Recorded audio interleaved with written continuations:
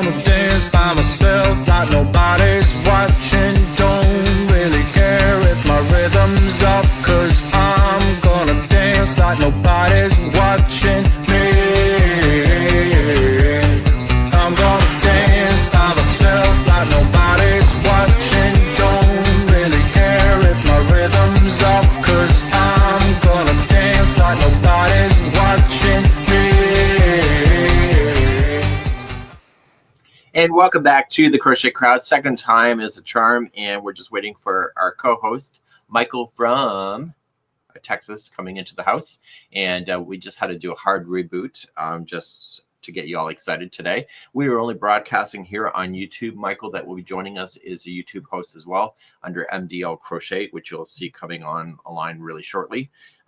He had to put his dogs out and say goodbye to his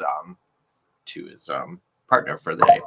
So anyway, so that's kind of what's going on around here. The beeping is just my communications of going on. So Wendy is asking a question, and we are here.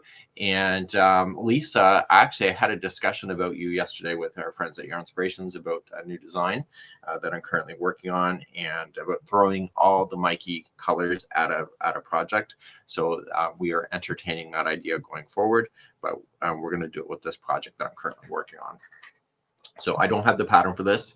And yeah, so Lisa is at the Air Force Museum with their kids, and yet checking here online.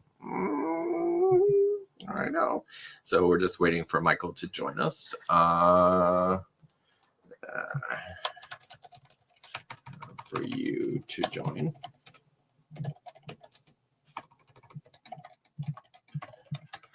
So we got that going on. Yeah. Yeah, so museums are kind of interesting. There we go. Michael is joining us live now, and we'll be bringing him to the stage. And Michael, in 3, 2, and there you go. Hey, good morning. Hey, how are you? Good. So what's going on down in Texas today? Say that again. What's going on in Texas today? Nothing. Just up and down weather. Hot, cold, hot, cold. Right now, the other day, we literally hit about 92 degrees, and then yesterday we hit 50. So that's typical though, right, for you guys? Yes and no. It's getting to be typical. Mm-hmm. You know, I don't know what that means. What does that mean? You're talking. What I mean is getting to be typical is it used to not be that way. Now it's starting to be that way. Mm-hmm. So, okay. Yeah. So what else is going on in your life? Share some bullshit with me this morning. If you don't know anything, make it up, because that's what we're here for. A lot's going on, you know, between the channel growth constantly that I have going on, constantly working on stuff. Just a lot. Yeah. You know, I'm developing a new dementia awareness pattern. What's that mean? Well, dementia awareness. Well, my mother, June 1st last year, passed away from dementia. Okay. So, you know, it's affected me because of, you know, dementia has. So last year I came up with a Tunisian Argyle pattern. Mm-hmm. And the way that the Argyle diamonds worked is they so slowly started disappearing. Mm-hmm. And then till one was just left, because, you know, the memory fades away. That's what the diamonds represented, and then they faded away. And then the one that was left represented the person who was still there. Okay. And so this year I'm coming up. Can we backtrack? What is dementia? I'm sorry, I don't know what that is. Dementia is, you know what Alzheimer's is, right? Yes. It's fairly similar to Alzheimer's. It's a cognitive issue where they lose their memory. They don't remember. Like my mom didn't know who I was. Okay. And it's dementia also affects more than just the mind. It actually affects the whole body. Mm-hmm. Things start kind of slowly shutting down. So Okay, That's what I come up with. So then your dementia awareness that you're calling it. So what is the goal for that? Just to bring awareness and help, because the pattern that I'm coming up with and what I'm doing, this will be the first time I'm actually going to write it and sell it. All the proceeds will go to a dementia research. Mm-hmm. I'll donate the proceeds from that, the pattern for that, so to help with research, to help with medication. So is that research, is that US wide, or is that specifically for your community? It's US wide. It's because the charity or the organization that the money will go to is Dementia Society of America. I see. Wow, that's a pretty heavy topic for early in the morning. Maybe early in the morning for you, but I've been up since yesterday. Oh, a man that never goes down. Yeah. Yeah. So we're finally having our first nice day here, and we should welcome all of our people that are joining us this morning here on the live chat. We're just kind of hanging out. I'm stitching. I'm wasting time because I got to get the stitch along done. I released a pattern weeks 1 and 2 of the summer stitch along to our journey members, but the diagram is still looking pretty ratchety. The instructions that I wrote is accurate, but I'm still working on the final. Oh yeah. So I don't know. Just got to put in the time, right? That's what we got to do, right? We do our own stunts. I know, right? Yeah. So anyway, so what else is going on in your life today? Nothing really today. I'm just working on this and this pattern. I'm supposed to be filming something this week, but I'm not sure if I will have the time. Mm-hmm. Yeah. Because with one, Tunisian's a lot slower. And I have some things that are just waiting to be filmed so I can finish them, but it's like I'm so into this new pattern. Everything else is kind of on the back burner right now. Yeah. It's like with me, when I get into a new pattern, it like gives, I don't know, it's like an adrenaline rush. Mm-hmm.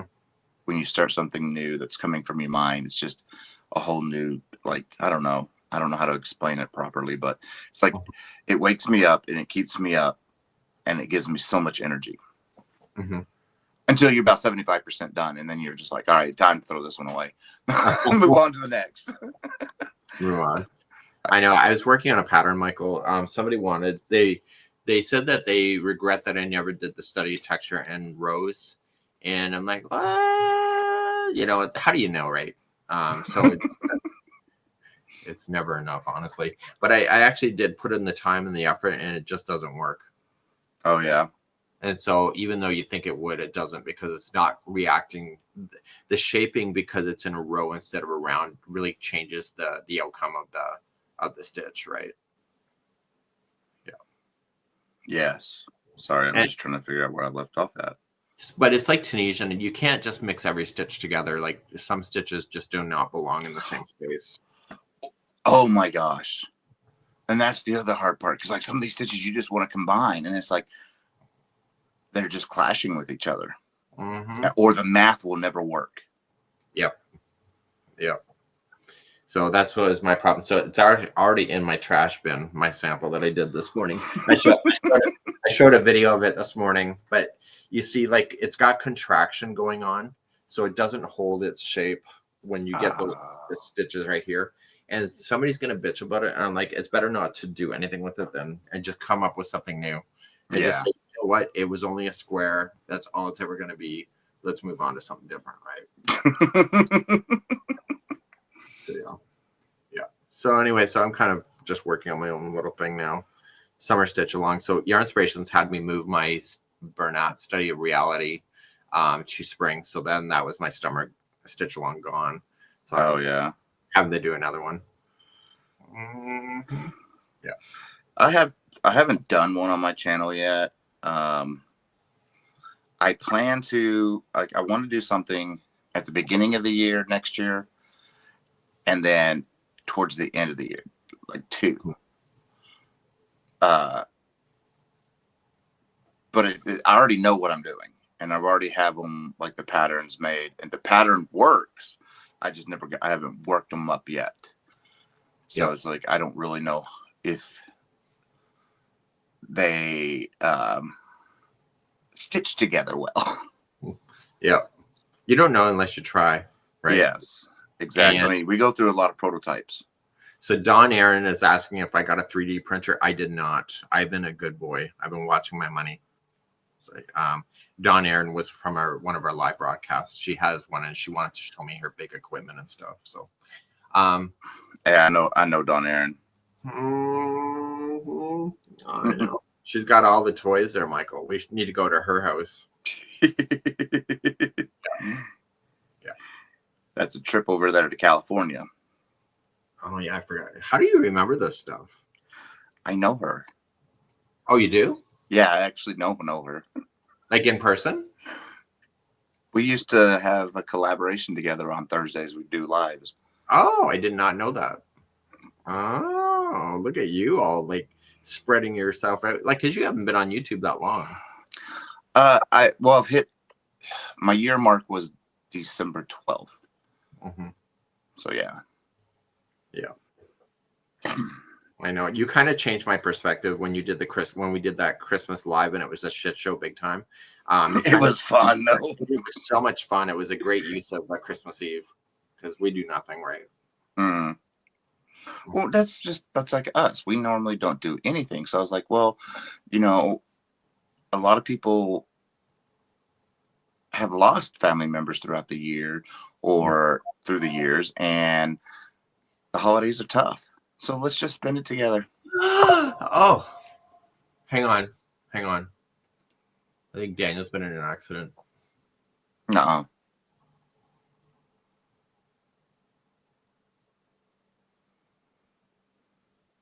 Some old guy with a cigarette smoking pickup truck ran into the car. Oh. Hang on. Not that he's being judgmental. Hang on.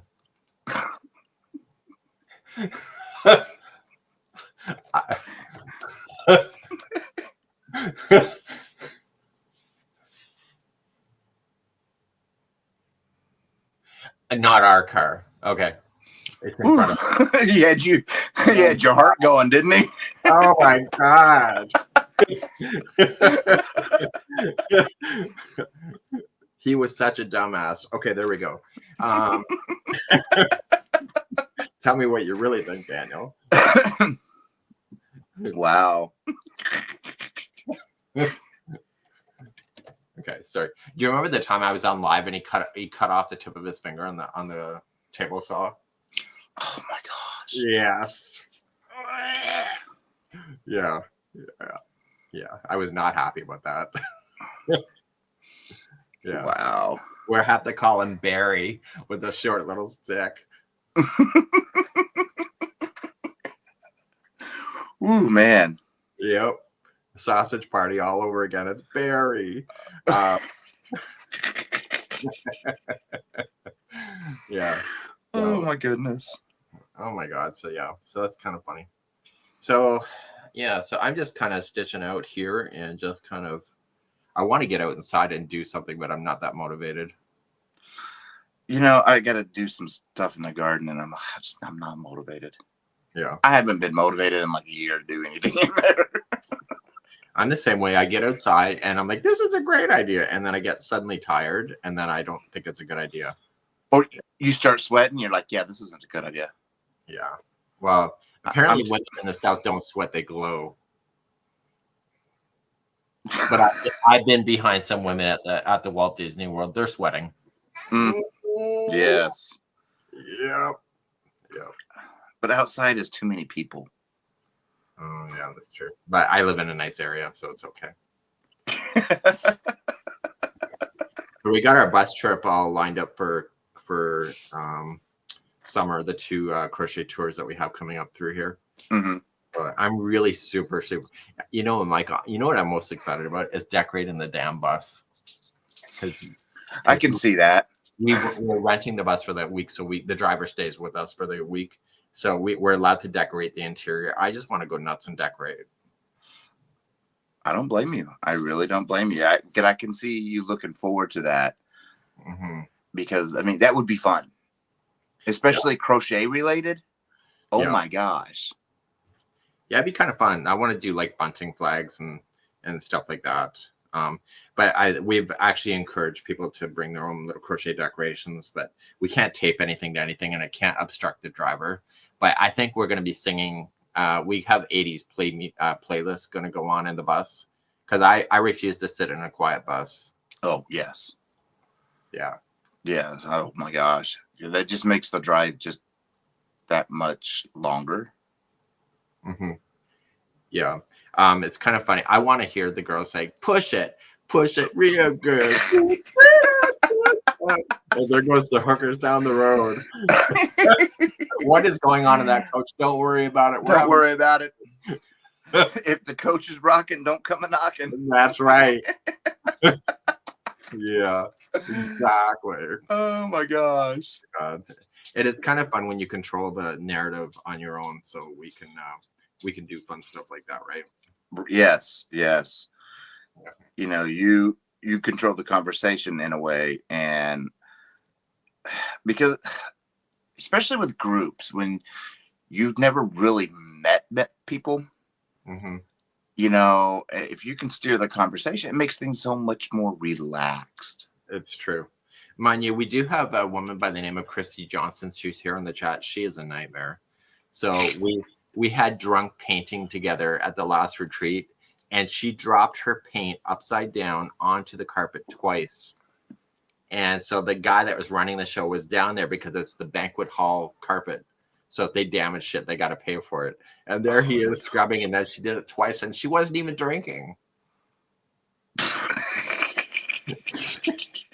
So anyway, she's kind of it should be fun as long as we don't turn anything upside down. Oh my goodness. Yeah. So Gordon is joining us. Do you know Gordon at all? Gordon? I know of Gordon from the chat and when he was on the show. Yeah. So he's joining us this morning. So I think he's sneaking in a quick peek before work. Yeah. He might be already working by now. It's California time. I bet he's working. So yeah. So anyway, so it should be a good time. The amount of planning is taking Karen to do. Karen's my neighbor, so she's handling all the planning. She loves talking to people on the phone. I do not like talking to people on the phone. I don't either. Yeah. I'd rather text. Yeah. I'll get back to you when I get back to you through messaging. Yeah, exactly. You know, don't expect a reply right away because it may not happen. Yep. I'll get to you eventually. Yeah. Well, it's hard. Like a lot of communication comes at you, especially when there's something big in the crochet world going on. And then everybody thinks that they're telling you for the first time. And then it's just a long list of messaging of the same thing. Right. Oh, yeah. Well, I mean, my world's not as big as yours. But, you know, when something new comes out, you know, a few people text me and say, have you seen this? Have you seen this? Yes, I've seen it, but do I want it? No. Because that involves me spending money, and I don't want to spend money. Oh, spending money equals bad. Yeah. So it's hard to, like, as a host, it's hard to know what yarn to have in stock because you really don't touch.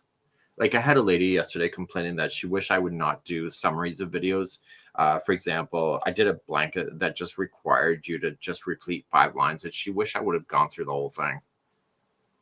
And it's like, I told you the 5 repeating lines. Like, what more do you need for me to actually do a whole crochet blanket like that when it's repeating 5 lines makes no sense to me. Yeah, I mean, like when I do my blankets, of course, I work up the blanket, and then I make a small swatch for if it's a 16 stitch repeat, then I'll do it as 32, and I'll do the 2-row repeat. That's what it is. That's all you need. Yes, And, you know, because then you can go back through it, and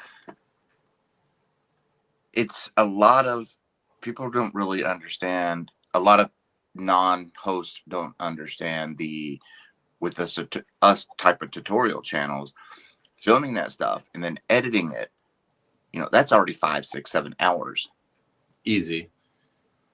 Well, yeah, it depends. But if it's just an easy repeat, go at it. Like, and the video chapters help a lot. So we started the video chapters when it first came out. So they've been around for a long time, but people don't know what they are, or they know where to find it. One of the questions I had when I was in the YouTube conference is like, you notice underneath the line of a YouTube video, like there's a whited out line and you can see what the popular areas are. Yeah.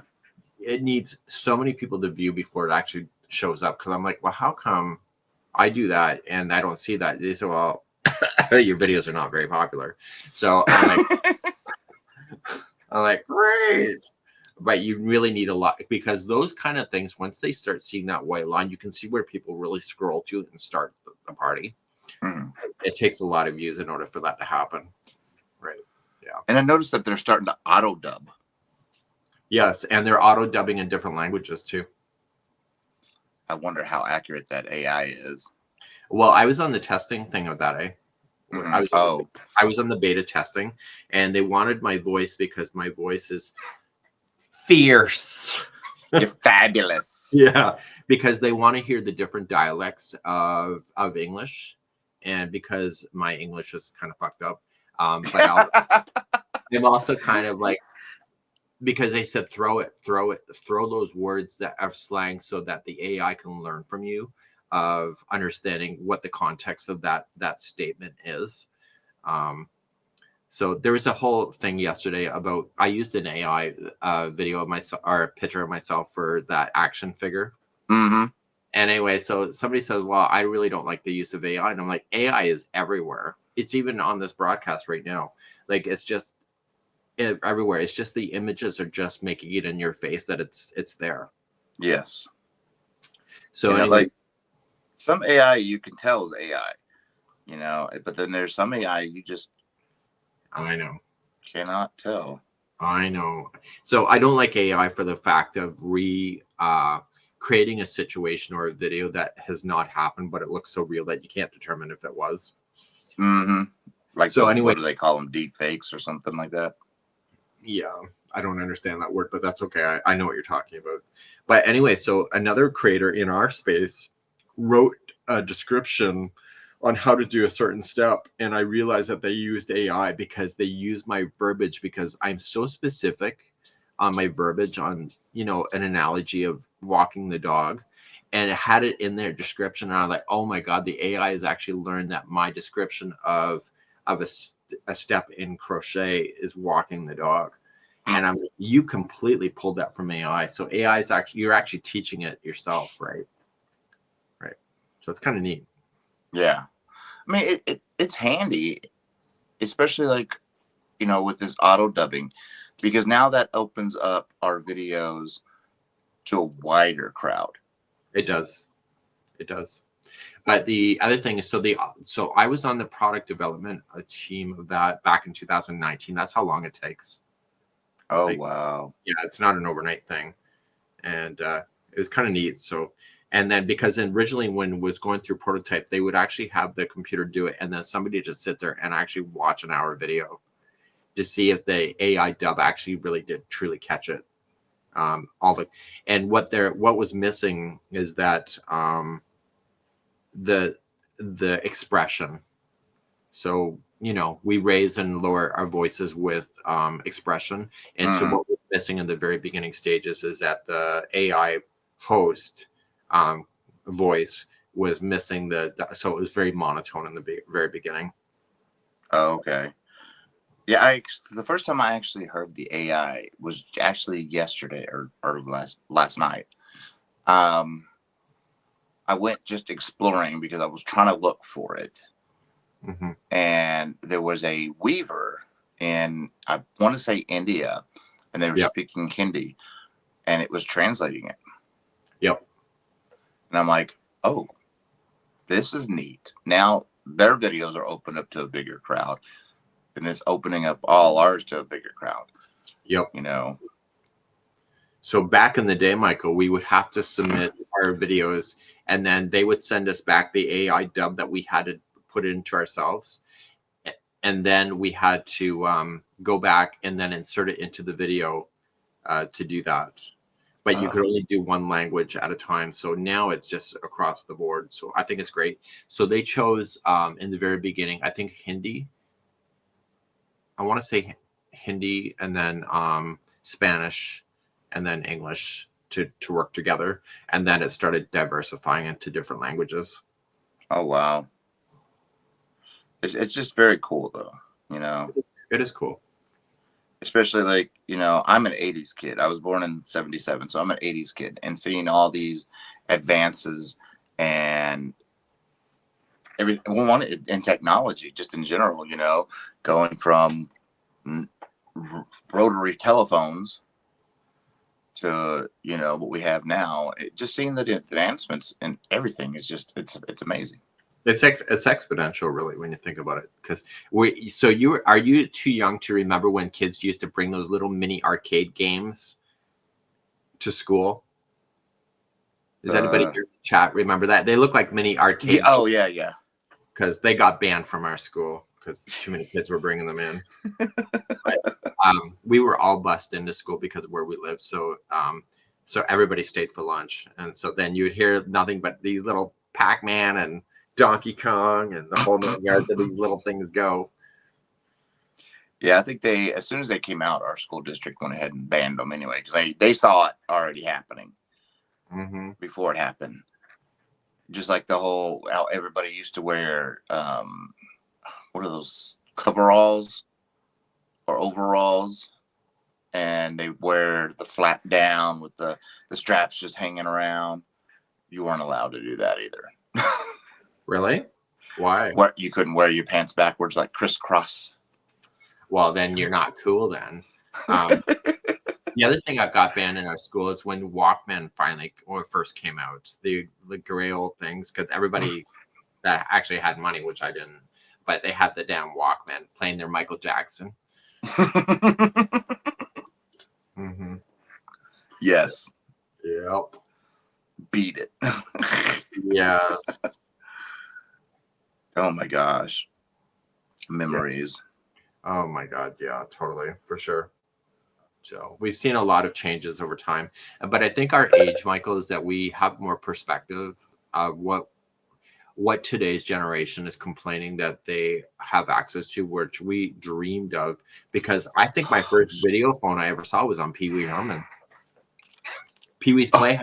He had a video phone, and I'm like, that's the coolest thing ever. Yes. Well, you know, and even with like Star Trek, you know, seeing them with their pads, and we're like, oh, that'd be cool to be able to walk around with a little book, or, you know, a little computer, or talking to your ship to control lights and everything. Now we can do some of that stuff. And, you know, the communicators, that's what these things are now. Yes, I know. It's almost a nightmare.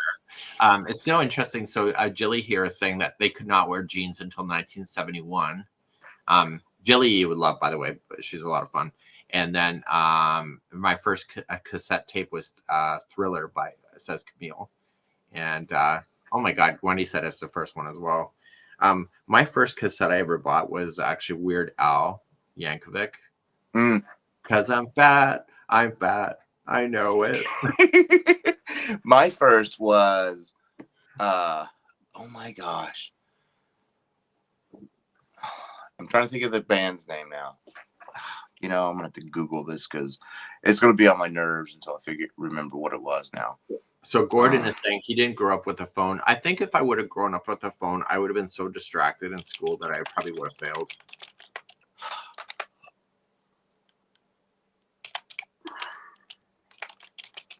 There we go.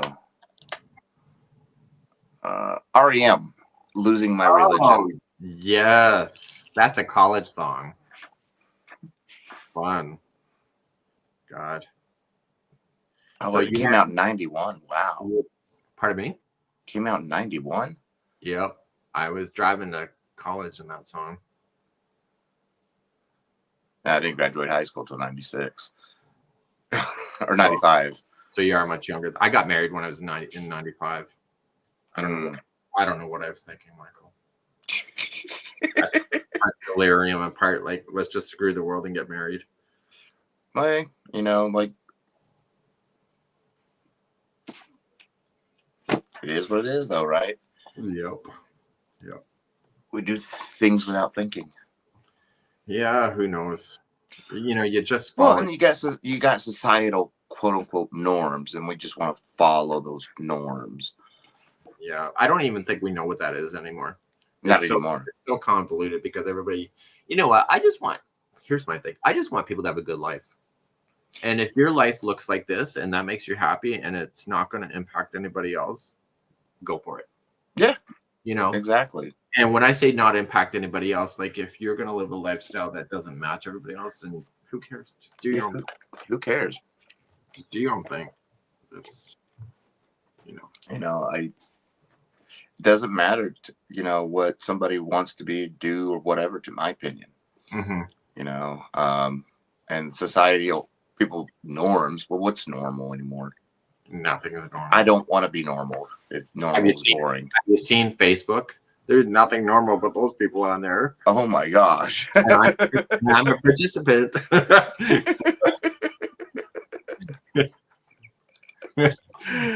Oh my goodness. Yeah. Come and join my personal profile. You can see a shit show in action. Right. But I love it when you post puppy dog and salty. Yeah, well, I had a lady earlier this week. She goes, I wish you'd lay off the dogs and just push crochet because that's why I'm here. I'm like, you were on my personal profile. Like, that's the last thing I really want to talk about in my personal profile is crochet. Because it's my business, right? Yeah. I want to share it with the birds and the dogs and what's going on around the house. Daniel with his soil socks.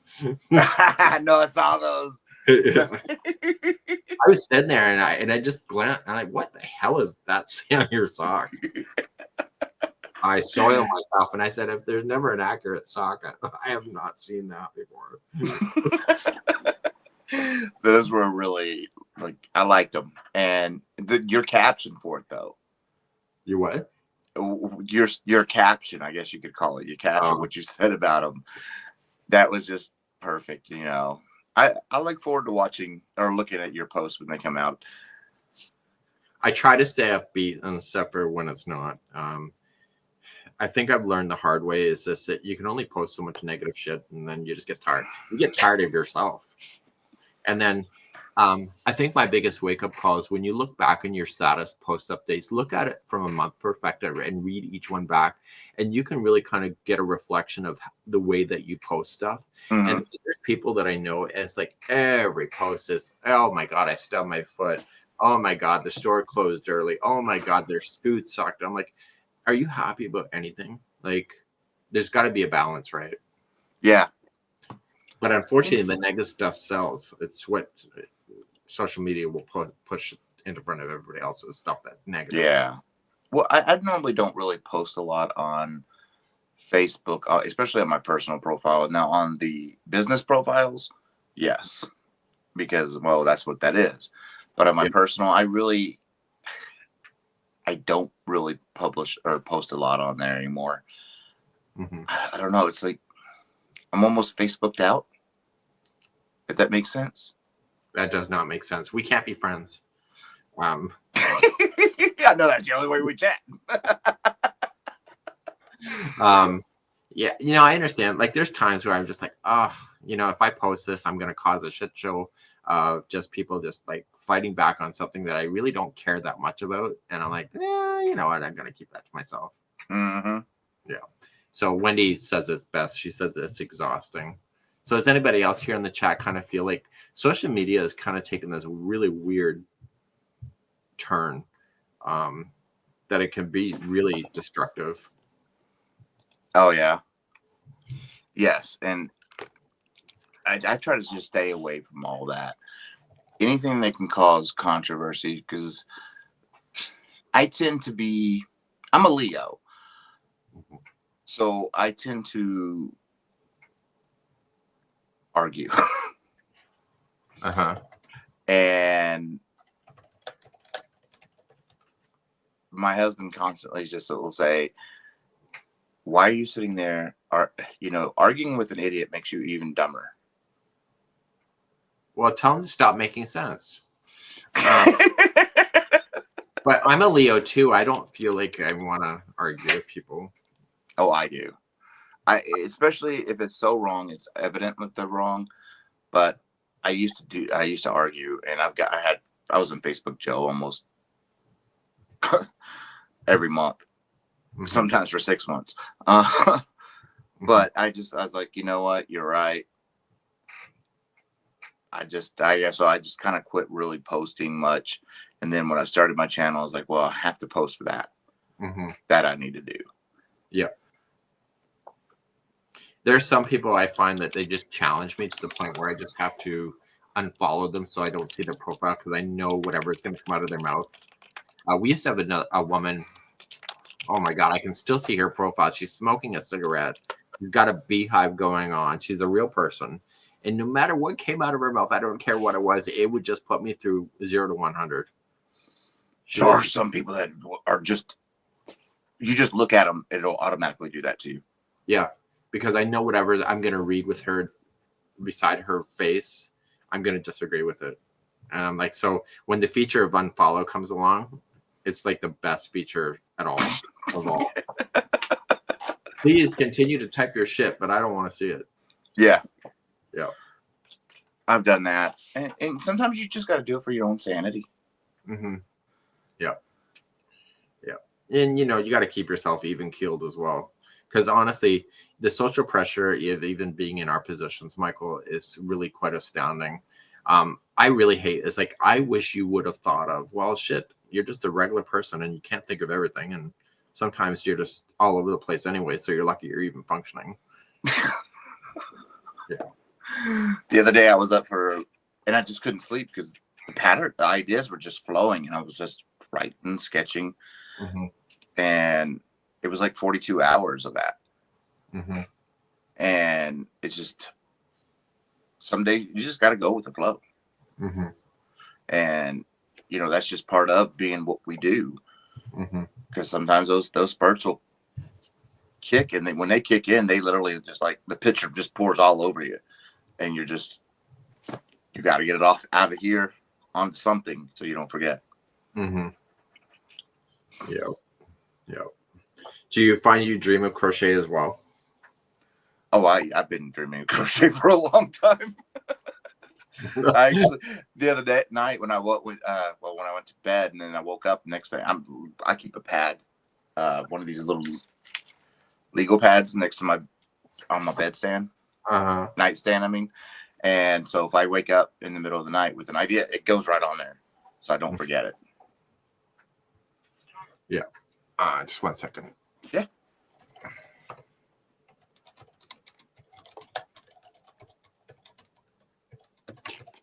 Yeah. So we don't have to worry about you having wet dreams. You just have crochet dreams and a notepad. Yes, and believe it, the husband is starting to have the crochet dreams because he's starting. It's like, okay, this house can only hold so much yarn. He's getting dreamed of being swallowed by yarn. Oh my gosh. Oh my God, that's so funny. Yeah, it's and in some of these patterns that you dream of are really cool, but then when you try to think about it in your head, there's no way it would work. Well, that's the kind of the point of the dream, though, right? Is to get you to think outside, because you may take what you saw and try to bits and pieces. Yeah, because I wish you could depending on what kind of dream it was, obviously, but I wish we could recall our dreams more accurately to kind of get what's kicking around the old noggin and see what you could do. Yes. Yep. So anyway, so that's kind of what's going on. So this blanket is going to convert into a bouquet of flowers. Oh, one of those. Yeah. Rub your nipples and say, ooh. Ooh. Yeah. It was actually Daniel's idea. I was already coming up with the idea, but Daniel said you should convert that to be a flower bouquet. And I'm like, what? And so I had already seen them online, but I'm like, oh, whatever. So anyway, so this thing is going to be the wrapping paper of the flower bouquet. That is pretty though. So oh then my gosh, you just do that, and then I guess you hold it in a way, and then the top tips. The tip, Michael. The tip. The tip. Just the tip. Just the tip. That might be the pattern name. Ooh. Yeah. So anyway, So anyway, So anyway, this thing is going to be a flower bouquet. So this is going to be the wrapping paper of the whatever. I don't know. I like that though. I mean, the pattern is really pretty, and that yarn you're using. Yeah, but it's all discontinued stuff. So I'm just designing with it, and then we'll figure out what we're gonna actually use for colors. Like I got so much of this that people aren't going to be able to get. So I'm all for the next 2 years. Right. My patterns are going to be in big twists. But that's okay though, right? Because it's a staple yarn, so you're going to be able to find that kind of brand somewhere else anyway, like a different one. But it's also a lot of people have probably bought up the shelves. And so I don't think there's going to be a shortage of that for a while. Right. Let's hope not. No, but that's kind of the reality of like when they make yarn, people go nuts, and then it sits in their collections for like a gazillion years. And if they're unlucky enough, they're going to pass away before they get through their yarn collection. But the biggest yarn collection wins. And you know what, Michael? I'm a winner. Well, I'm sure not. I mean, I did stock up on the big twist because I do love the way it feels. Yeah, we never had that brand up here, so I never got my hands on it. And it's very soft, and I like the way it feels, especially the way I hold my yarn, because I don't do the little twisty finger thing y'all do. It just goes through my finger, and then I pinch it with my pinky crease here. Oh my God, that seems inconvenient. That's just how I've always done it. You know, ever since my grandmother taught me when I was 14, that's how I always held it. So you got the strongest pinky online. Don't fuck with me. Don't fuck with me. Don't make me pull the finger. Oh my gosh. This thing can hook up projects, but it also can take your eyes out. You choose. Right. Yeah. Oh, but God. Yeah, and it's just very soft. Like right now for this wrap I'm doing, I'm using Hirschner's leftovers from this. Just microwave it later. Okay, got it. Sorry, it's Daniel. I thought you were in the accident, by the way, Daniel. Oh God, no. But then your description, I read your description live on camera. Yeah, sure. Oh my goodness. I think we've seen him before. Oh really? Yeah. Oh. I think he's parked in the Tim Hortons parking lot just smoking away with his Timmies. Oh, okay. Oh dear. Yeah. Okay. Sorry about that. Oh, you're fine. It's my tea break. It's my tea break. Your tea break. Yeah, size of a thermos. Tim Hortons many years ago, their small, medium, large, extra large was then switched in sizes. So then this is now considered the extra. This small is now medium, medium is now large, and the whole 9 yards. So, so it's to make you buy more. Yeah. Well, and a lot of places did that here too. They did it because you used to be able to get like what they called 40. Some places still keep it, but it's the 44-ounce drink. And they did away with them because they're like McDonald's or whatever. Now it's like 32 is the highest you can get. When I was in the United States, I cannot believe how big the drinks were. I'm like, this thing is a goddamn thermos. Like, I'm like, I am only having my meal, and then they said, "Would you like to biggie size it or something like that?" Because I don't think that's legal in Canada to do that. I think it's a health requirement, so they don't allow that. So then I'm like, oh my God, they're gonna biggie size it. They're gonna throw you the whole potato farm instead of just one. I'm like, well, it's like when we first moved down here. my parents took me and my husband to a Chinese restaurant, and he ordered. He said he just he ordered his food, and then it came out like the fried rice was on a huge plate by itself. Mm. And then his General Tso's came out on a huge plate by itself. And he's like, oh my God, I didn't order this much. I was like, you're in Texas. Regardless, you ordered that much. Everything is bigger in Texas. That's what I've learned. Everything. And then we went to a burger joint, a local burger joint. We went in there. I'd never went in there before. And then we were taking a break from college, lunch break, and it was right up the street. So we went in there, and we're like, oh, we just want a double cheeseburger. And they're like, are you sure? Yeah, I know what the heck I want. Are you sure? Okay, sure. Well, I think you might want to start with a single here.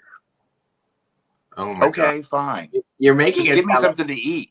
You're making it sound like Fred Flintstone, where they put it on the side of the car, and the car goes. The burger patty was like that big, and I'm like, how is that possible to eat? Now I understand why, but it's like, yeah, I needed a fork and knife. Who needs a fork and a knife to eat a burger? Well, don't ask Karen, my neighbor. She always has to cut her burger in half and then eat each slice individually. I'm just like, just shove it in, girl.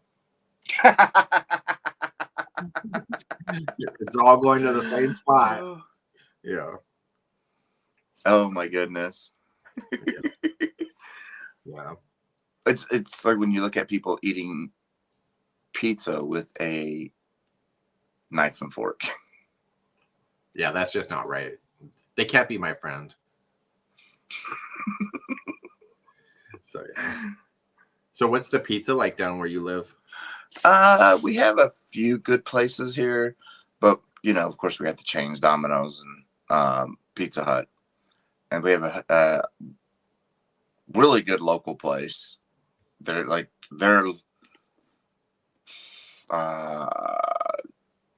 don't even know their large pizza is.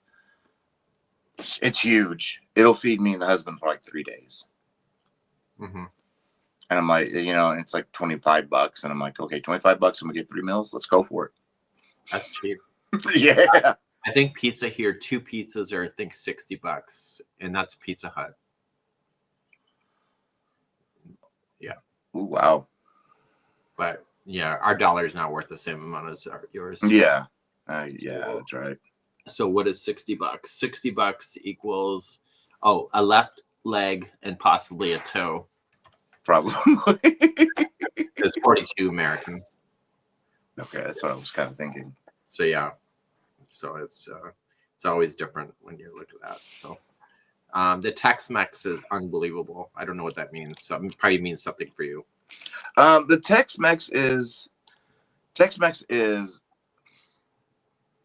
white people take on Mexican food, really. Okay. But with a Texas flair.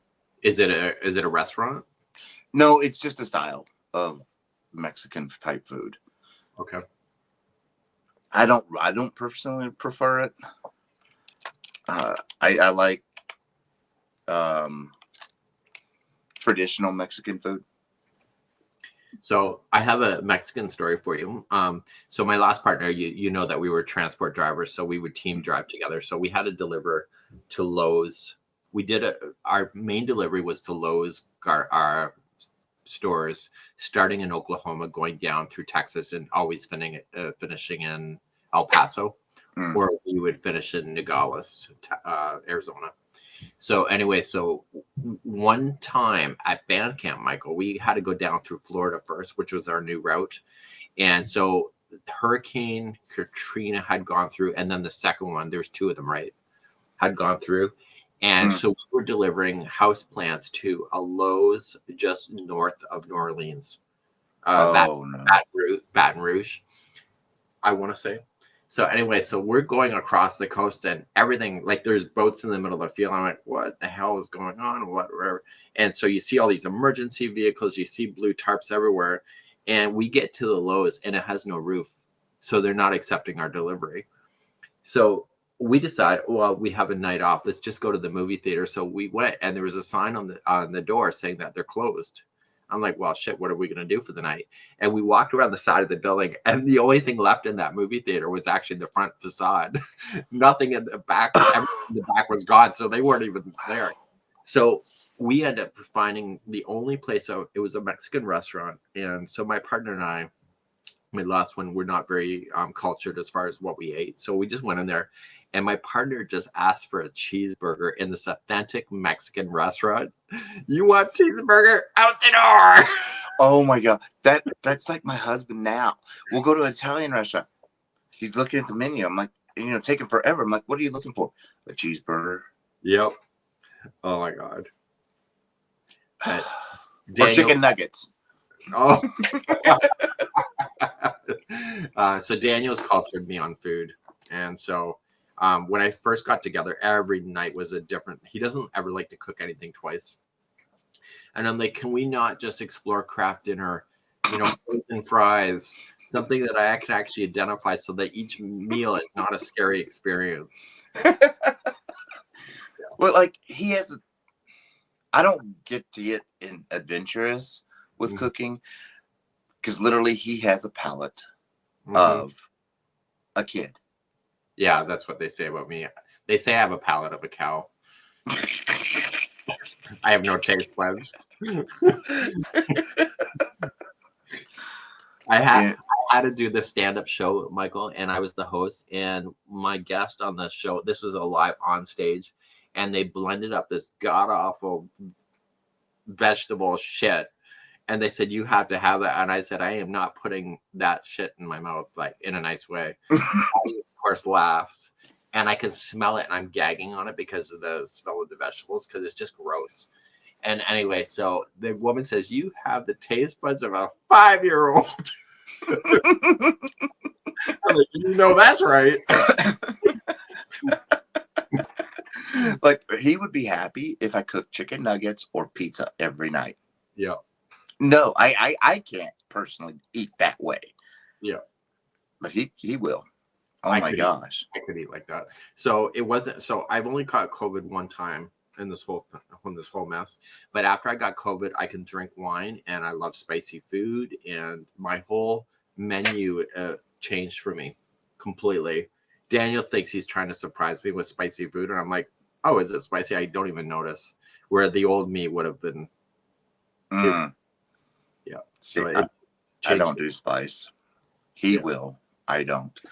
But like I got COVID. We got COVID once, and what that did to me, like the only thing it did is just it made my mouth constantly dry. So I'm constantly drinking. Well, there's a cure water. For that.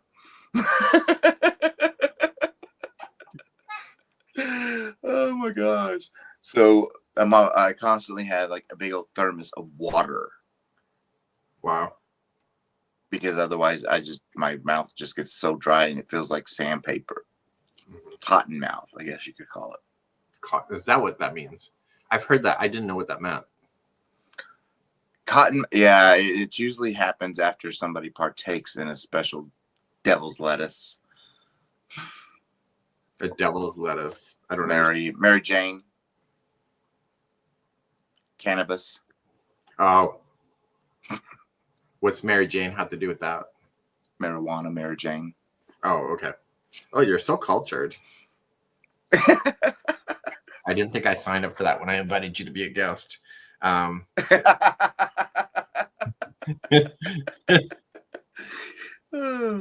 you can tell. I've never tried marijuana ever. I tried. Somebody gave a chocolate to me once, but I don't think it affected me at all. I didn't feel any different. Didn't feel any different, but you were looking at the planet from space? No. I'm just kidding. Nothing. I was actually kind of really disappointed because I was hoping to see pink elephants and possibly have a new crochet design at the end of it, right? And but I am kind of curious about mushrooms. I'm seeing that there's a beneficial of going on a mushroom. and because apparently it opens up your mind, but I'd be scared to know what's in my mind. That's what I've been told, that it can bring out your creativity even more. And I'm sitting there like, okay, I have the door to this room I turned into a dry erase door, and it is completely full of ideas. Where the heck else am I going to shove all these ideas on? Yeah. Mm-hmm. Yeah. So anyway, so the only drugs I've actually ever taken in my life, took it 6 times, is ecstasy. Holy shit, that is crazy shit. I can't take ecstasy. It makes me too honest. I knew I didn't like you, but then you find out I really don't like you. It takes away my filter, and it is scary because I end up with no friends by the end of the night. You know, you're cool, but none of us think you're cool, and we only put up with your bullshit because you're paying for the drinks. You're only here because you got money. Yeah, it's awful. It's awful. So, and then I had it with one of my partners. It was just a fling, and I realized I knew I was on the fence about the guy, but after the trip, that was game over because I basically told him that he was full of shit. I'm like, oh my gosh. Awful. So yeah, but I had roommates that were really heavy druggies, and they said you just gotta try it. It's gonna help you relax and whatever. And it's a trip and a half, and they can always tell at the bar on who's on the drugs because of the amount of water you drink. That's what I've been told. I haven't been to a bar in like 10 years. Mm-hmm. But this is back in my 20s, so I'm 51 now. I know better. Well, yeah. Well, back then, that's a different story. Mm-hmm. In my 20s, yeah. I used to think I could dance, but that was after like 12 drinks. But I love dancing. You know, I have to say my favorite part of the crochet cruises and all of our events is when there's a dance. I love the dancing. I could see that too. And then I have metal knees now, so I can't dance. I bet you're back dancing.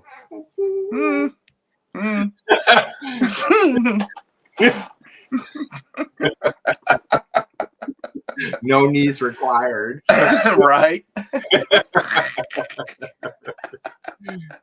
So anyway, so so back in the day, somebody was just mentioning about painkillers. So a guy offered me back pain pills, and I'm like, I don't have a sore back. I have no idea because I'm so naive that it was basically a trip.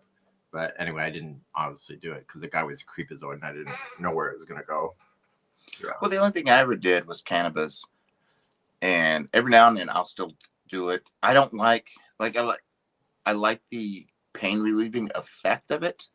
Because, well, I have like a degenerative nerve condition because of my years in the military, and there's no medication that kind of helps. Cannabis helps for about 72 hours, but I don't like the feeling. That's why I don't do it. Yeah. I like the pain relief aspect of it, but I don't like the not in control feeling. That's the only thing I've ever done. Now, the husband, he's done a few things. So I told you about my roommates were druggies, so they were a couple, and I would wake up in the middle of the night because I actually had a job, and I'd wake up and those guys would be fighting each other. I had never seen spousal abuse in gay culture until I was in that I had to move out. I couldn't handle it. So the one partner would beat the hell out of the other one. You know, meanwhile they both need a good beating. But it's just shocking how the drugs can just take over having a reasonable mind. And it's just scary as hell. And I'm like, I don't know why you guys are on the drugs, because you basically, you end up with bruises at the end of the night. When we first moved down here, we moved into an apartment right away. And there was another gay couple there. We just became friends with them, but we didn't know that much about them. We didn't really hang out with them. They were more acquaintance than anything.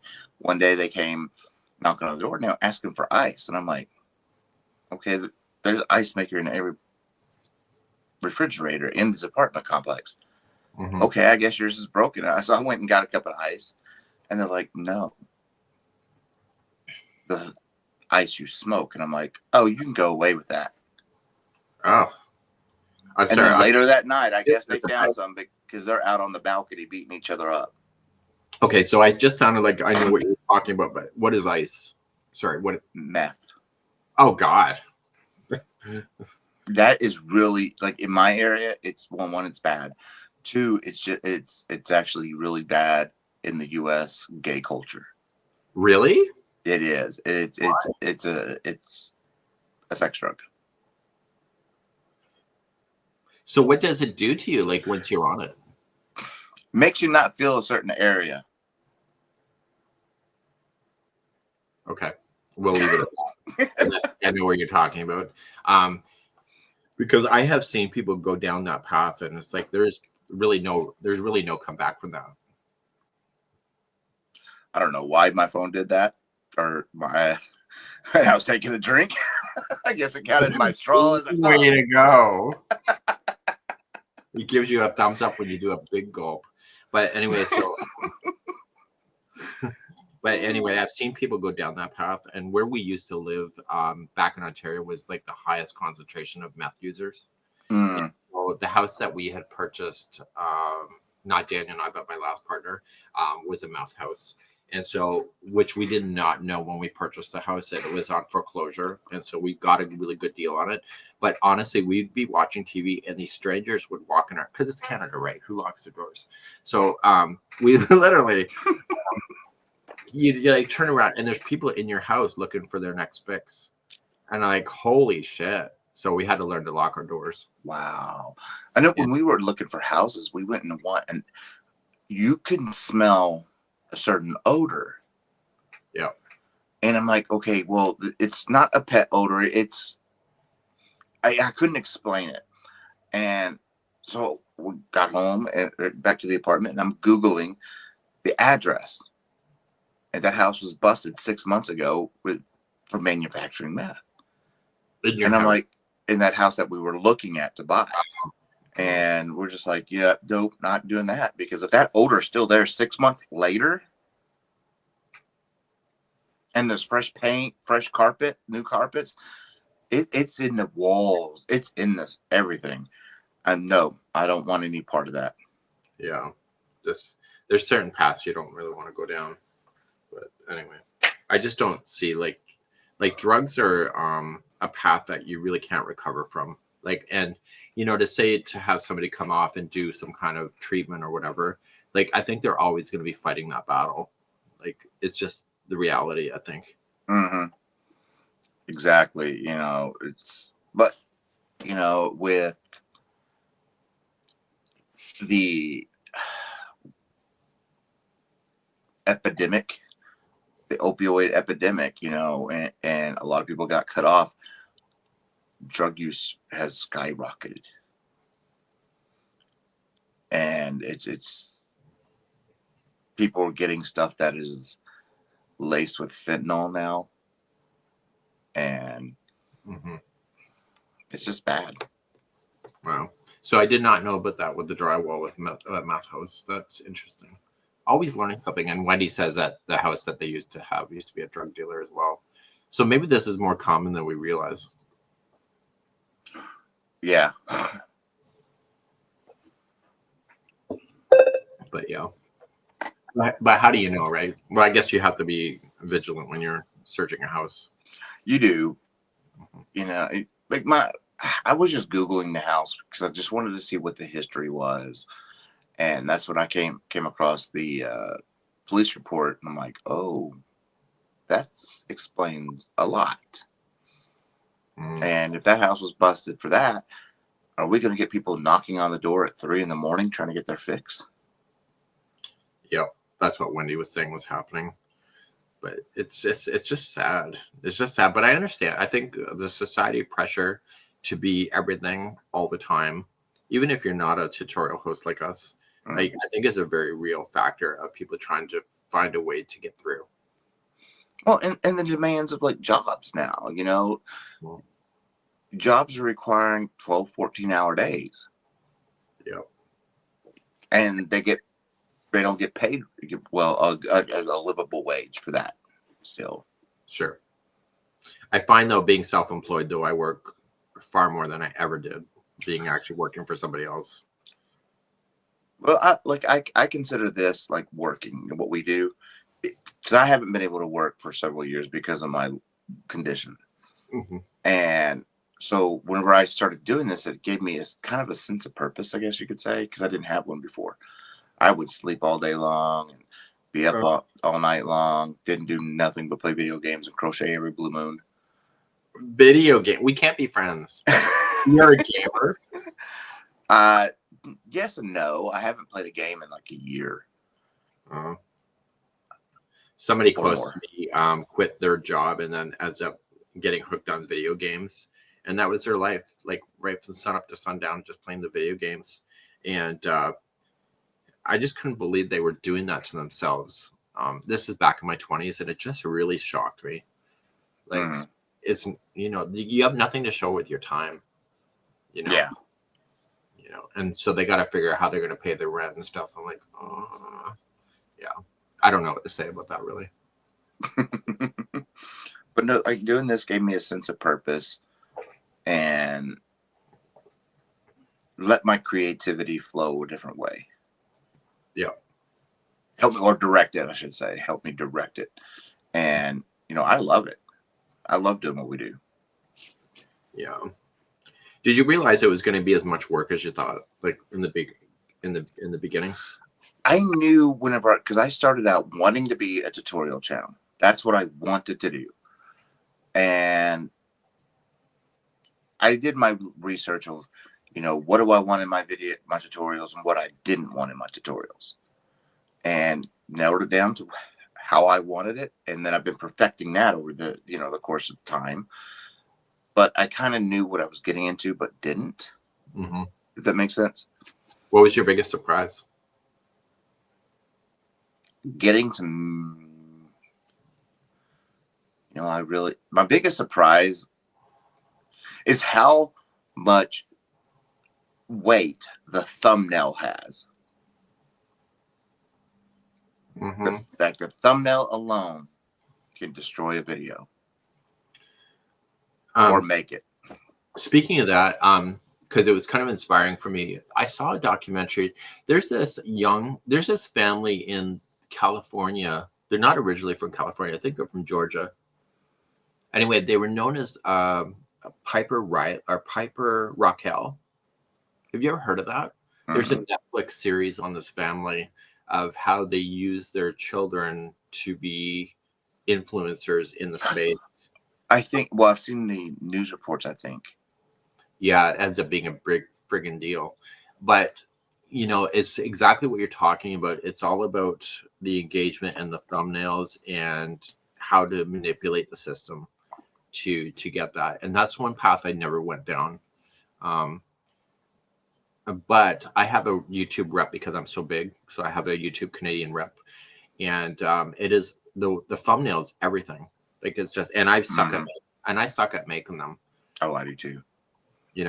Do I need to stand there and look surprised pointing at the object? Apparently I do.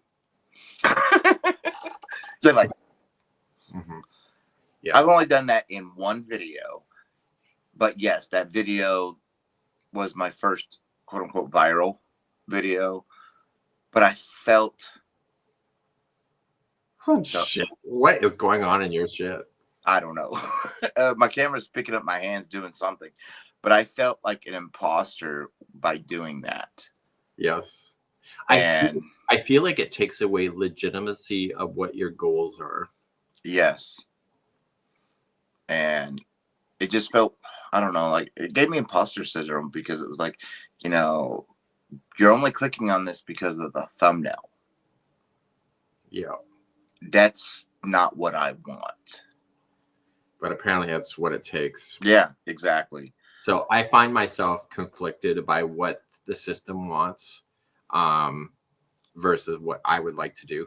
Like if I'm inspired to do a project, I want to show the project. I don't want to show myself looking surprised because it came out of my head because I'm surprised it did.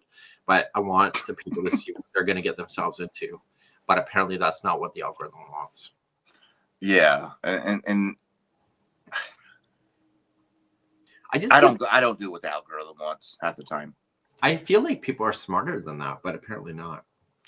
Well, I've been told is the thumbnail and the title cannot be the same thing. So if you say something in the thumbnail, like, okay, you're doing this stitch tutorial, in the thumbnail, you'll say Tunisian lace stitch. Well, you cannot put Tunisian lace stitch in your title. Because otherwise, people won't going to click it, or use yellow font versus this, or no, that's too complicated to remember. You know what my biggest factor is, and I keep having discussions with YouTube about it, is like we have a law here in Canada that does not exist in the United States. And it's called the Accessibility Act. And so we cannot use certain colors on our websites. We cannot put graphics over top of pictures. We can't do a lot of stuff so it makes our site look very boring. But I worry that if I go, and YouTube says to do it, just put graphics on top of thing and point and stuff. And I'm like, if the law ever comes down to it and they said this is now illegal, I'm going to have all these thumbnails where there's words on top of pictures that are not allowed by the Accessibility Act. But because YouTube is based out of the United States, it doesn't really apply. But then I worry that it's possible for the Canadian government to say Canadian creators need to do certain, because Canadian creators are treated differently than US creators. Oh, really? In the YouTube space. Absolutely. For example, us here in Canada, we only see a fraction of the ads that you guys see in the United States. So the government has limits how many ads that we're allowed to see. And because of that, it restricts the amount of monetization that you can ever make. Because of that. However, from a user point of view, I love it because it means that I'm not going to get stopped every time I click something to watch a damn ad.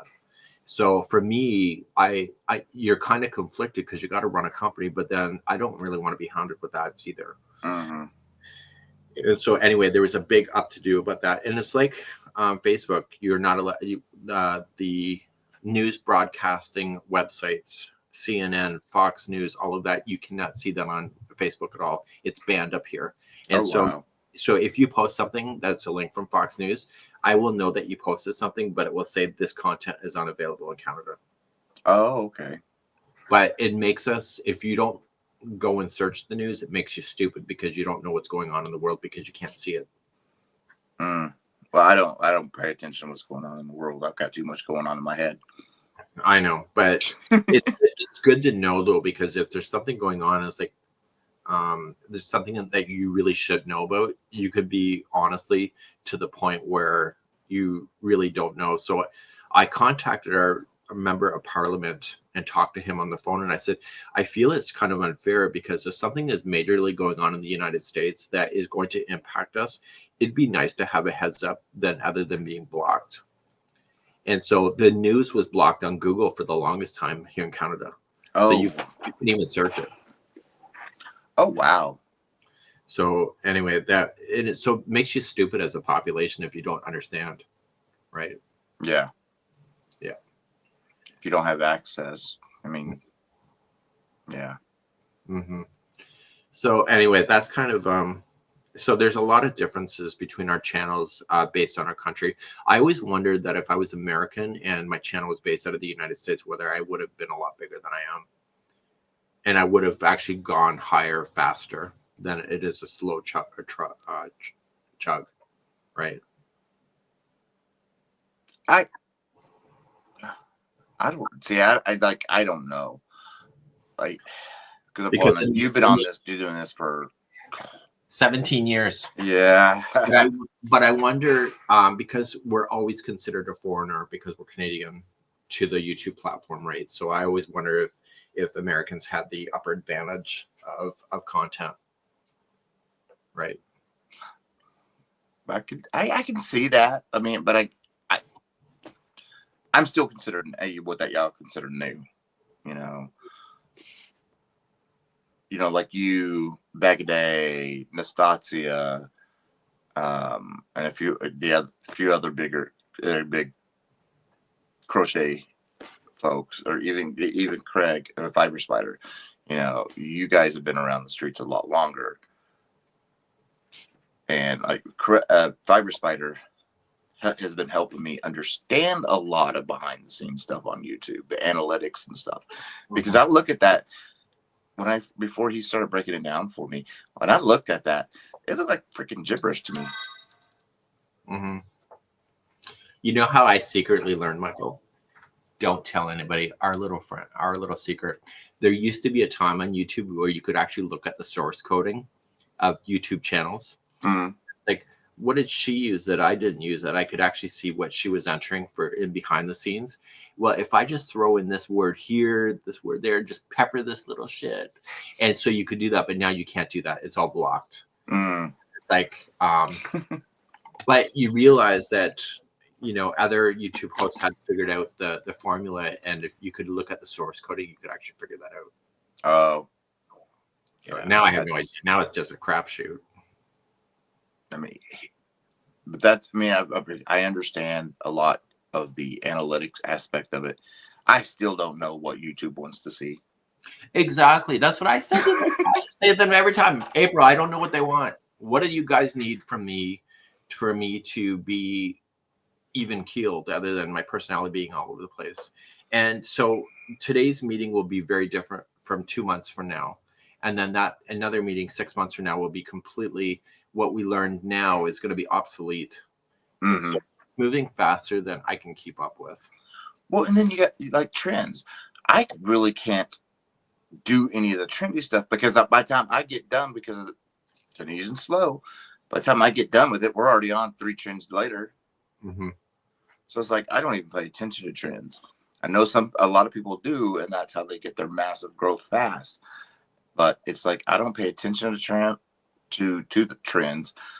Now I do shorts of, you know, while I'm working up the stitch during the pause time on recording, I film a little short. I have never seen your shorts. Oh, they're just me just crocheting the stitch. That's it. Yeah, exactly. But it helps direct. You got to do it in a bathtub. Oh gosh. I got to crochet all the time. I can't put it down. People be driving the car and crocheting and driving. Oh my God. I know when people like post, because your camera does a camera flip when you take a photograph, and they're like, you are driving. I'm like, I'm not driving, just the damn camera. People do that though. It's stupid. So it's really difficult. But you know, the last CEO of Yarn Inspirations actually really nailed it home for me right back, I think, in 2016. So I joined them 2015, and so we went on a business meeting trip together. And he says, you never ever want to go viral in this industry. And I'm like, what are you talking about? And he goes, you never want that. He said, because as fast as you go up, you fall down even harder. Oh. And that your low will be further than where you are. So you always want to have a steady incline, and never, because when you do dips, because people do unsubscribe, it's not as dramatic as when you built from a viral video. So we've never had a viral video ever. And he said, you got to let that stuff go and realize it's not really advantageous in the end, because as soon as you have a viral video, somebody will download it and then re-upload it as their own. Oh, really? Oh, yeah. Well, I did catch somebody that it was I didn't catch them. Somebody else caught them that subscribes to me. I put out a tutorial, or no, it was a yarn video, because I was given a certain yarn from Big Twist before it hit the shelves, and they said, go ahead and show it. So I did. Well, and that kind of went a little viral. Well, I gave my personal opinions, like, I'm allergic to wool, but this is 20% wool, and it didn't bother me. Everything I said in that video, 2 weeks later after the stuff hit the shelves, somebody said the exact same everything I said, word for word. Even I'm allergic to wool, so I took a Benadryl before I started filming this. Yeah, they used it word for word, and I'm like, I watched it, and I'm like, are you serious? Okay, so here's my advice. So you know Kristen Omdahl? She's a crochet designer. She's out of Florida. Anyway, she's one of the first. She's the first crochet book I ever bought from, like, after I became who I was. She says it doesn't matter if somebody copies you. You always have to keep in mind you were first. And once she told me that, I think back in 2011, it changed my world, because I realized that I'm not chasing anybody. It's my own concept, but people are chasing me. She goes, you want people to chase you. You don't want to be the person chasing. Yeah. And I see that. The only thing I didn't have any issue with them showing the yarn. None of that. You know, it's whatever. Mm-hmm. It was using my words word for word. Mm-hmm. And because I downloaded my transcript and I downloaded their transcript, everything matched. Okay. And so I'm that you were so gifted, Michael. You were so gifted that they did not have like this train of thought in their mind to be able to think about it themselves. Think about how, oh my God, you're on my channel broadcast, how gifted you are. A lingo that somebody else wants to take. I am not worthy. well, it just blew my mind, because I was only like at like 1,500 subscribers. I'm like, who'd want to steal from me? Word for word. And I didn't know that happened. Maybe because you were so small, they don't, you know, people would not realize that they did it. I don't know. It was sort of flattery, but then it was like, when she said, oh, I am allergic to wool, and I took a Benadryl before I started touching this stuff. That's exactly what I'm like. Okay, now this is getting a little too much. So what did you do? Did you do anything about it, or are you just like?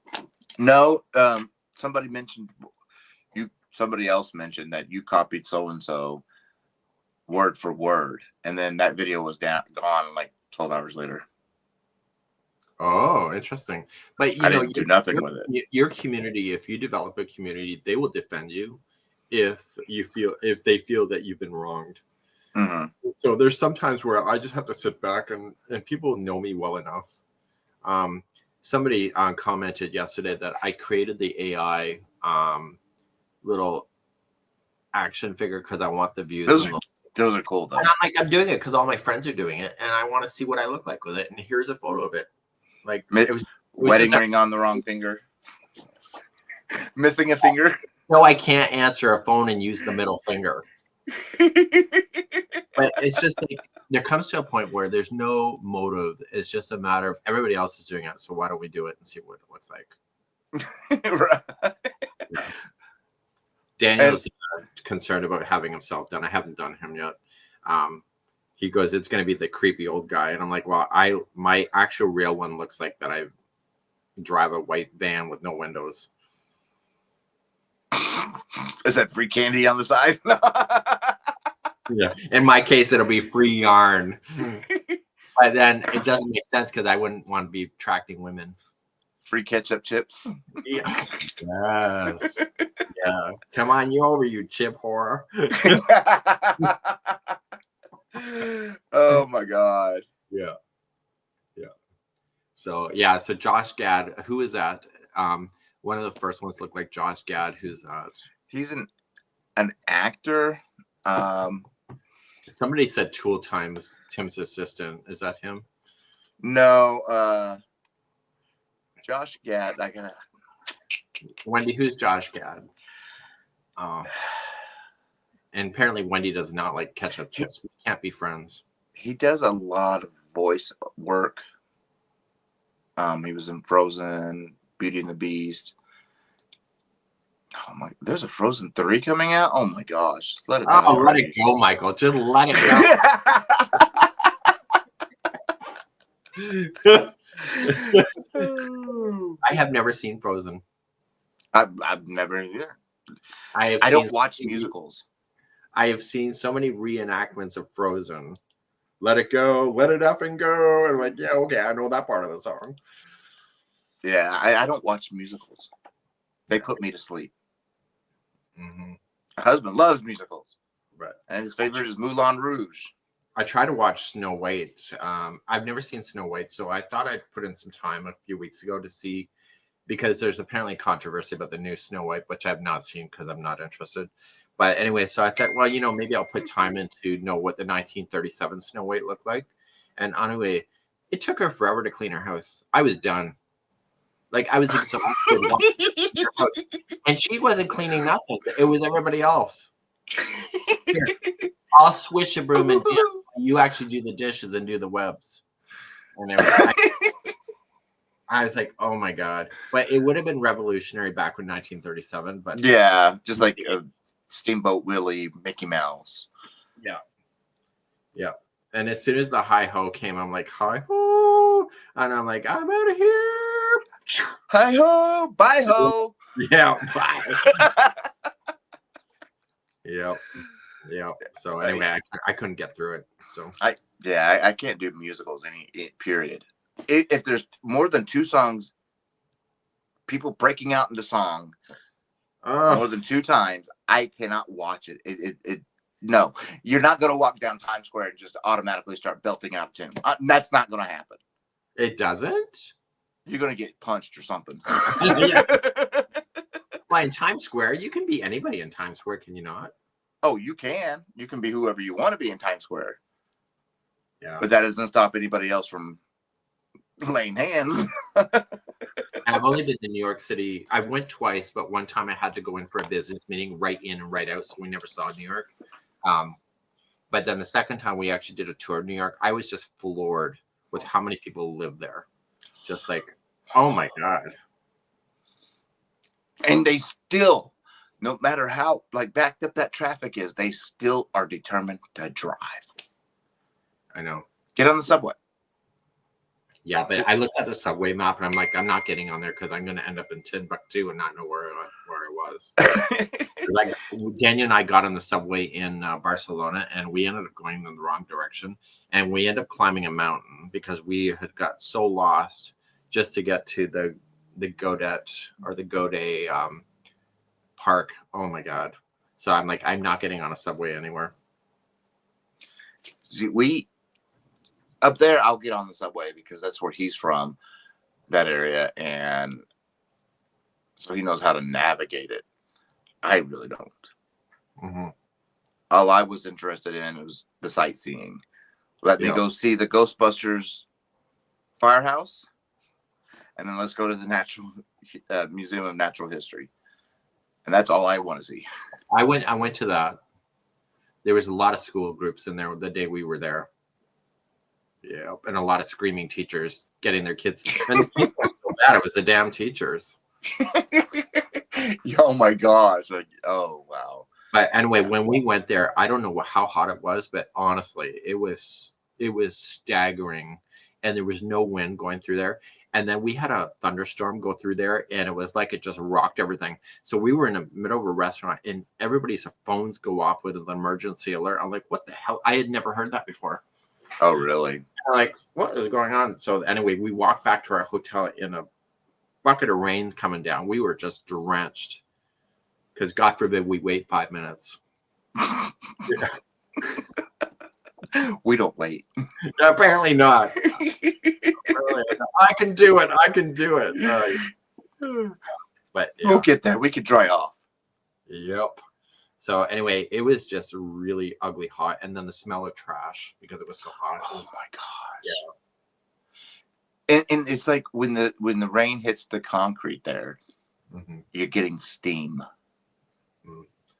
Yeah, that's basically what it was. And then the flights were canceled because of the thunderstorms, so that was getting people all anxious and stuff. It just felt stressful. So we went to Times Square for the first time, and I'm like, okay, lots of lights, a lot of whatever, but the amount of people that approach you that you really don't want approaching you was too, for me coming from a country environment to that, it was too much. It was just like, you know what, if I need something, I'll come to you. Yes. I'm not going to nobody. Yeah. That's me. And it's especially there, you know, you get people in these costumes coming up to you, and it's like, just leave me alone, leave me alone, leave me alone. Yeah. My bubble, my bubble. Yeah, I don't think that exists there. No. Mm-hmm. I don't like the sightseeing there is fine and all, like it's cool seeing these places that you see on movies and television shows and etc. Or even the museums, but it's the amount of people that's not cool. Yeah. But I have a story for you though. It was so fucking hot there. We went to the Statue of Liberty on the boat, and it was absolutely just excruciating, painful hot. And anyway, so we go up to the Statue of Liberty. We get to the platform, and then we have to walk downstairs to get back down because they'll take you up by elevator, but you got to go down by stairs. Anyway, so my friend Anita, we were drenching. So there's a fan of cold air blowing up the stairwell. So she lifts her top as like this, and there's a security camera.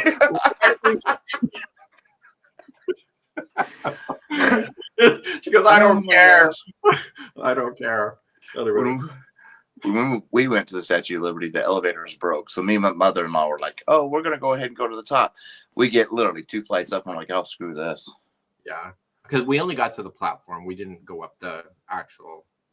Did they even let you up to the crown area now? I don't even know. Mm-hmm. It was at that time. Yeah, that was in 2017, I think we went. Our tickets did not include that level. That was too much walking. I'm like, nope, that's too many stairs. No. Yep. Yeah. But I'm good. I got to see her. We can go. It wasn't as big as I thought it was. The base is bigger than the statue. I know men like that too.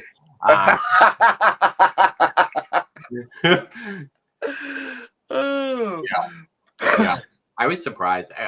I thought it was going to be a lot bigger. So, you know, when you finally get to see places in person, it's like the Sydney, the Opera House was always a dream to see it. And that place was not very big.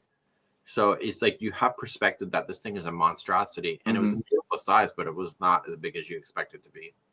Well, that's what I felt like whenever I first saw MetLife Stadium there in New Jersey, New York. And you're going by and you're like, you see it on TV and it looks freaking huge. I don't even know what that is.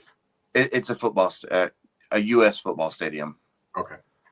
And it looks so freaking huge. And then you drive by it and it's like, okay, that thing is smaller than you expect. Mm-hmm. And, you know, he's like, no, it's not. I'm like, yeah, I expect something, you know, really like taking up the whole town. Interesting. You know, I was watching an Instagram reel the other day, and they said the top 10 most disappointing tourist things of the United States. And the worst one they had claimed was Mount Rushmore. I have never been to Mount Rushmore. I've seen signs because I used to be a truck driver, but I never turned out for it. But they're saying it's the most disappointing thing because you don't really see anything new when you're there other than what you can already see online. But I still think in the moment, it would still be neat to see it in person. Yeah. They said it's one of the most disappointing because I think people are expecting more from it, right? True. Yeah. Well, like for me, the most disappointing thing I ever seen was the Grand Canyon. Oh, really? Not because of the history. It was just, you know, when you see pictures, when you watch documentaries or whatever on it, it looks huge. You know, deep. It is. Don't get me wrong, but it's like TV ads. And I don't know how. Like they always say, it adds 10 pounds. Well, like TV adds like 2,000 miles to it. You know, it emphasizes it. I want to say I don't know what the word I'm looking for is, but it makes everything seem like it's so much bigger than it is. Interesting. But the Brady Bunch family went to Grand Canyon and they loved it. Like, I have driven through that region on truck, and I was just floored on how beautiful it is. So I never looked at it from the perspective of size, but just how incredible it was. It's like when you're driving across Arizona, it is so flat that you can see your own asshole because you could just see into the future. It is the most amazing thing ever. Yeah, it is. But I couldn't get over how hot, because the only time, well, when I went through Arizona, it was in it was in July, so middle of summer, and it was so hot. It's called the desert for a reason. Well, yeah, but I've never been through it, and I was like 20, 21, and I'm just like, oh my gosh, how do people live here? Well, when I was a truck driver, I was in Arizona a lot, and because we would go to Nogales to so a Mexican truck comes across the border, it empties its truck, we back in and take the load that was taken off of that truck and then bring it to Canada, so it never actually hits U.S. soil, so that it's just shipped across. But the heat down there is just phenomenal. And meanwhile, I'm in a t-shirt and shorts, and these people are in a hat and a coat, and I'm like, oh my God. Because for them, when it cools down, for me, it's still pretty hot, but for them, it's a big deal. I'm like, oh, so I guess, and it's kind of shocking the different environments that you have. So in the middle of the summer or the winter here, like we leave in a snowsuit, and by the time you get halfway down, you're shedding all your clothes, and by the time you get down there, it's like, oh my God, I'm on vacation, even though I'm driving.